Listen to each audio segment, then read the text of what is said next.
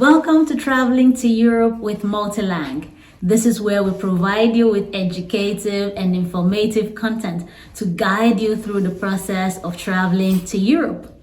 My name is Ifelua and I am the lead consultant at Multilang. For the past few weeks, we have been talking about scholarships. We have talked about the types of scholarship, how to make yourself fit for scholarships, how to select and apply for scholarships. Even last week, we started talking about how to write outstanding motivation letters. Today, guess what? I have with me someone special. I'm not alone today. For your information, I am going to be interviewing a scholarship recipient. So he's going to be telling you how he got a scholarship.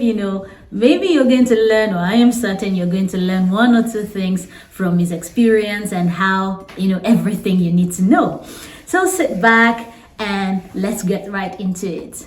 Hello, Hi. Thanks for coming. We're so happy to have you on our channel today. My pleasure. So, can we meet you? My name is Obinna and I'm a software engineer here in Germany. Wow. Okay, what scholarship were you awarded and in which year?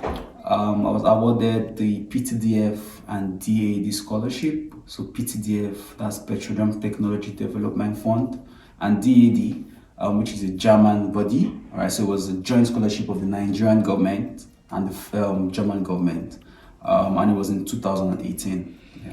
Great. So was it a full scholarship or a partial one? It was a full scholarship.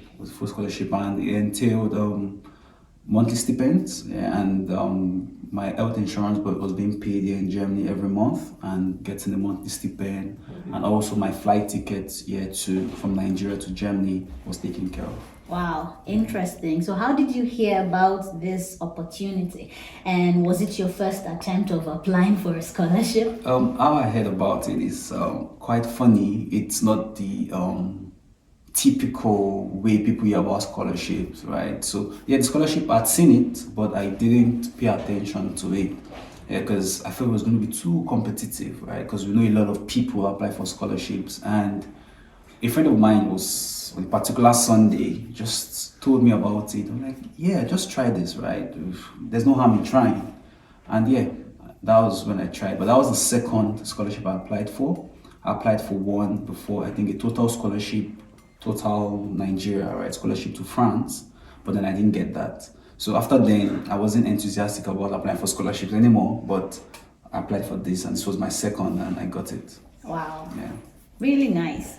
So let's go more, to deeper questions right now. So Okay. what documents did you need for your application, and how did you, rightfully position yourself, to be able to get this scholarship? Okay, so for the scholarship, the documents typically, if I remember well, was for my bachelor certificate, right? So then the requirements were at least 2.1 and above, right? So my bachelor certificate, then also a letter of motivation, right? So those were the major things needed for application of the So scholarship. was there something spectacular that you included on your motivation letter that you think must have, influenced their decision in choosing you? Okay, so I'll be honest, right? One of the major things that I think helped was the fact I had publications, right? So, you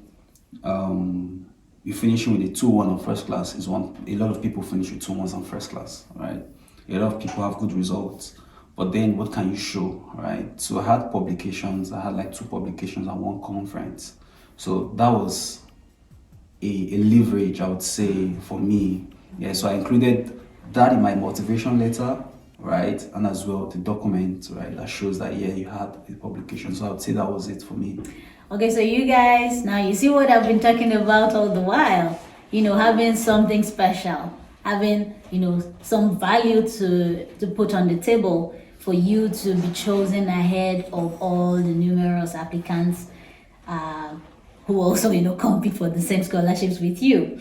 So now, how long did it take you to prepare your application, and what was the hardest part of, preparing to study abroad?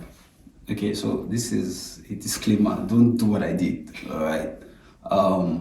it was a spontaneous application, like I said. All right. So my friend just told me about it, and I already had a format of a motivation letter. Right. I had my documents scanned and had the PDF copies, but then I had a motivation letter I already had before. I just modified it, but then I spent some time working on it.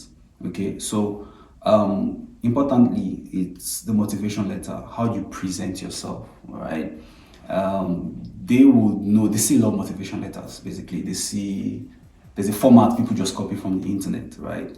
But then you should be able to give them an idea of what you know, basically, and what you've done.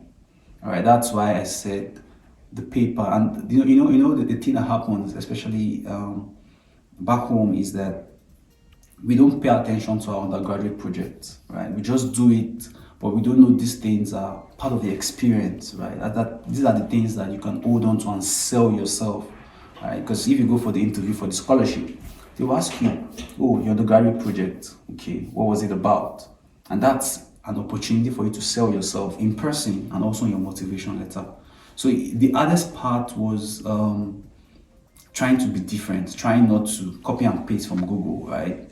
So trying to be creative in what you're doing, that's at the hardest part. But once you've been able to cross that boundary or cross that barrier, all right, of coming up with words, like, and giving people to review as well. So it's important you have friends and people that can review those documents for you. I think once you pass that, I think you're good. Oh, that's great. So was that the only scholarship you ever applied to? That was the second.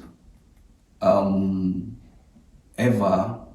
I applied to one when I was in uni, right, doing my bachelor's, right, and I got it, right, but just a normal scholarship every year. They give you a certain amount of money, like Chevron, Total, they do that. Then the one I applied after my bachelor's was for one. I didn't get that, and this one I got was the second. And oh, great. Yes. So why did you choose Europe and and Germany? Was there a specific reason? There's no specific reason, actually. Germany just came upon me.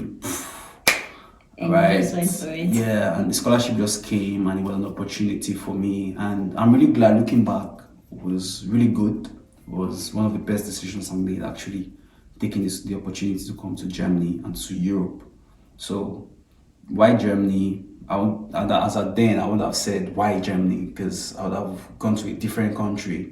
But looking back, I'm glad it was Germany. Yeah, basically, yeah. So we're going towards the end of this session, or let's say this interview. But then, since you're done already with your studies and the scholarship is over, so I would like to ask, like, how did studying in Europe feel like? You're no longer a student, but how did it feel like during your own period? It was interesting. I'd say it was interesting, and coming with a scholarship took a lot of financial pressure off me. All right, so I was able to study, and it's really good. It's quite different from what we're used to, right? So because coming here was the first time I knew about an oral exam, right, where it's not written, right? You have to stand before your professor. Your professor is asking you questions, and it's going to grade you based on your answers. But overall, I would say it was really good. Talking from personal experience, it was really good. I learned some fundamentals that I'm working with now. Okay, and but the thing that was good for me was I didn't have financial pressure. Right, your permit, your residence permit is taken care of. You don't have to think about money. Essentially, when everybody's working. Kudos to those people, right? I respect them, but scholarship gives you the opportunity to focus on what you're there for, which is to study. And I got done with my master's in 2 years, which is the stipulated time, because I didn't have to pause, essentially. So, yeah, good so far. Good so far. If I'm going to study again, I'm still going to study in Germany. So then, what's your advice for those who also want this sort of opportunity? What would you advise them? So what I'm going to advise is don't stop. If you really want a scholarship, don't stop. Some people get scholarships in their 5th, 6th try, right? don't, if you really want it, right? You know, there are people that are not able to finance their studies, right? And they're smart enough to get scholarships. If you really want it, don't stop. Don't stop. Learn from your previous mistakes, right? So I feel like we can do a personal assessment of ourselves, right? Do I stand a chance? Right? If you have 10,000 people, you should be able to say, okay, if you are going to sort out 1,000 people, I should be able to stand a chance. So don't stop. Keep trying. Keep doing it. Learn from your previous mistakes. Then look out for opportunities. There are a lot of scholarships out there. For Germany, I know the most one that's common is the DAAD scholarship. Go to DAAD website if you want to come to Germany. Apply. Just apply and keep your fingers crossed. Yeah, that's what I'd say. Okay, so my people, we've been on this for some weeks right now.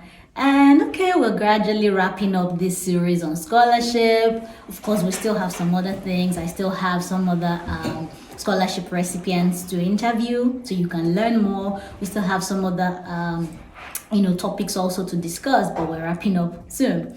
But the point is, scholarships are competitive, but then you can see for yourself that a lot of people still get scholarships, so you can as well. This is where we'll stop today again, and then I would like to see you again in the next episode. See you soon.